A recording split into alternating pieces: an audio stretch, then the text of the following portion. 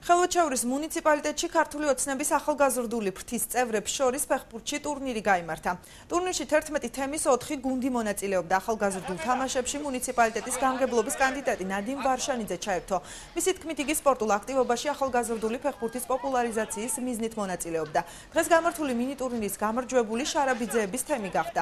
მონაწილეებს მედლები, ხოლო გამარჯვებულ გუნდს ოცნების თასი გადაეცა. შეგახსენებთ, რომ ნადიმ ვარშანიძე ყოფილი ფეხბურთელია, იგი 1974-96 წლებში ბათუმის დინამოს ახალგაზრდულ ჯგუფში თამაშობდა.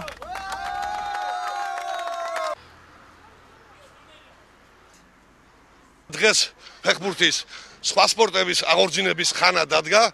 მოგეხსენებათ, რომ ამით მე მინდა ფეხბურთს გაუწიო პოპულარიზაცია, საბავშვო ფეხბურთს, მართლა ქუჩის ფეხბურთს ეძახდნენ, ეზოს ფეხბურთს ეძახდნენ ჩვენ დროს და აქედან იზრდებოდნენ დიდი ფეხბურთელები. ვიცი, რომ ნახავენ ამ კადრებს ჩემი მეგობრები, ვისთანაც მე ფეხბურთი მითამაშია და ყველას აქედან მინდა მოვეფერო და წარმატებები ვუსურვო. ყველანაირ ტურნირზე ღებულობ მონაწილეობას და გავიგე ასეთი ტურნირი იყო და მივიღეთ მონაწილეობა, მაყოფილი ვარ ასეთი ტურნირები ხშირად უნდა ჩეტარდეს და უფრო უკეთესები და რომ მივაქციოთ ფეხბურთს უფრო და უფრო გავაღმოვოთ ეს ტურნირები.